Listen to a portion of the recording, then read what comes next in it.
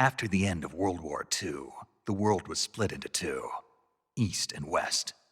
This marked the beginning of the era called the Cold War.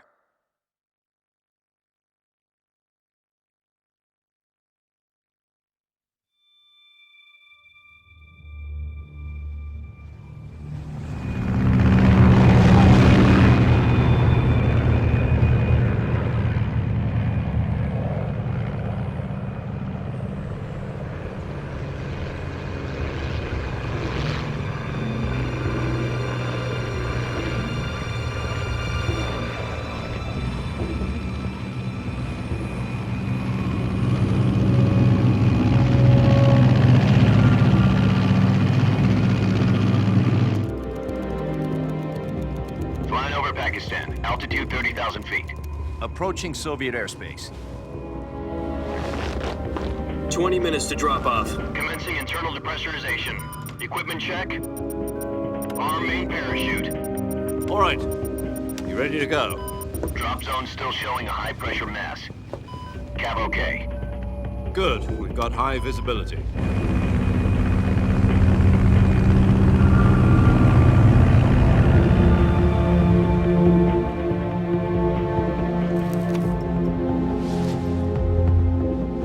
Put out that cigar. Connecting oxygen hose to interior connector. Put on your mask.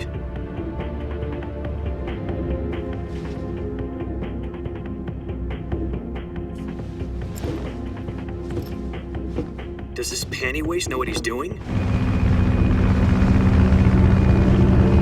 Approaching release point.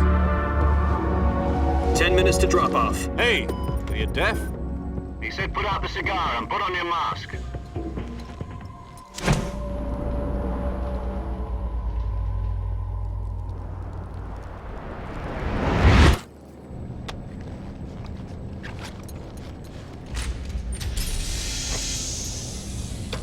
Depressurization complete.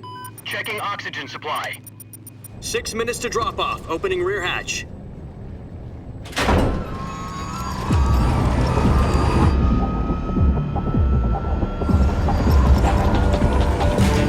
Sunrise.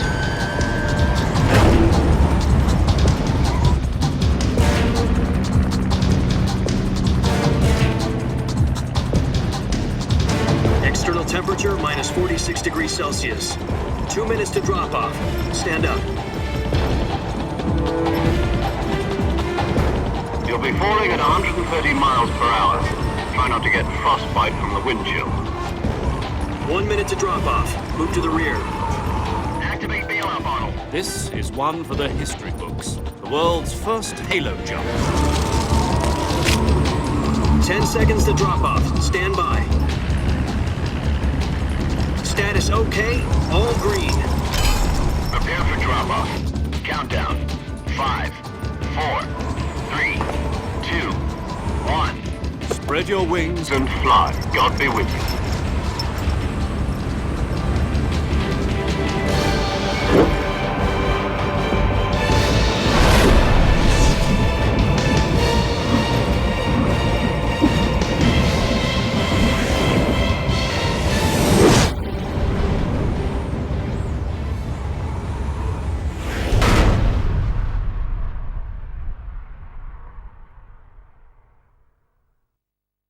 Jack, I've got some important news.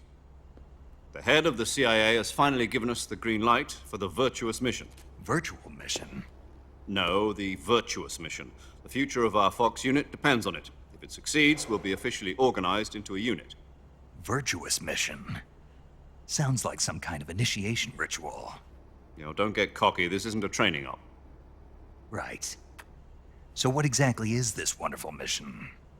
Well, about 2 years ago, a certain Soviet scientist requested asylum in the West through one of our moles. His name is Nikolai Stepanovich Sokolov.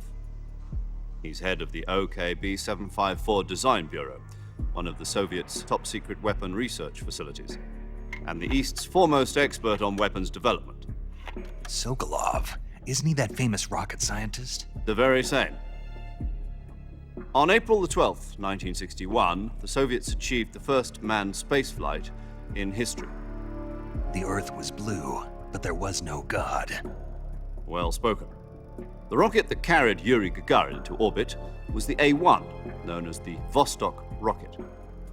Sokolov is said to be the man most responsible for the multi-engine cluster used in that rocket.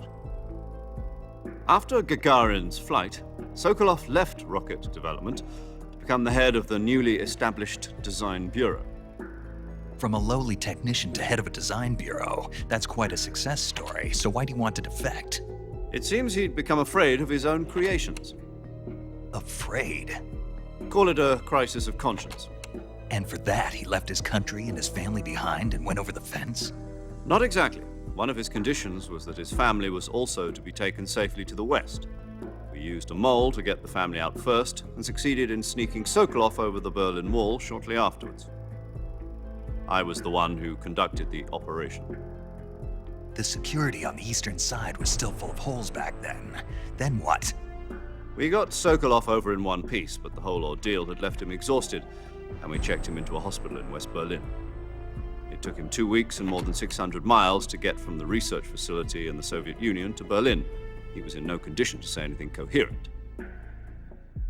And it was only a week later that we had something much bigger on our hands.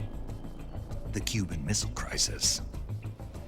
October the 16th, 1962, President Kennedy received word that the Soviets were in the process of deploying intermediate-range ballistic missiles in Cuba. The President demanded that the Soviets dismantle and remove the missiles. At the same time, he announced a naval blockade to prevent further missile shipments from reaching Cuba. But the Soviets didn't back down, instead placing their armed forces on secondary alert. Soviet transport ships carrying missiles continued on course towards Cuba. US and Soviet forces went on alert for an all-out nuclear war. Frantic negotiations were conducted through the UN's Emergency Security Council and unofficial channels to end the hair-trigger standoff. Finally, on October the 28th, the Soviet Union agreed to remove its missiles from Cuba. And so the world avoided a nuclear holocaust. But in order to get the Soviets to pull their missiles out, we had to make a deal. You mean the one where the US agreed to remove its IRBMs from Turkey? No. The Jupiter IRBMs deployed in Turkey were obsolete, and we were going to get rid of them anyway. They had no strategic value whatsoever to either the US or the Russians. The Turkey deal was a ruse, a cover story that was fed to the other intelligence agencies around the world. So what did the Russians really want? Sokolov. They wanted us to return Sokolov. You mean the Soviets pulled out of Cuba just to get their hands on Sokolov? That's right. What the hell was he working on? At the time, we had no idea. We were running out of time. It was either give up Sokolov or risk full-scale nuclear war. In the end, we had no choice. President Kennedy gave in to Khrushchev's demand. The next day, I got Sokolov out of the hospital, handing him over to agents on the eastern side. Sokolov kept on screaming, "Save me," until he disappeared from my sight. Then a month ago, we received some new information from one of our moles. About Sokolov? Yes. He was taken back to the research facility and forced to continue working on the weapon in question under KGB supervision. What's more, it's on the verge of completion. So what kind of weapon is it? Something to do with space rockets?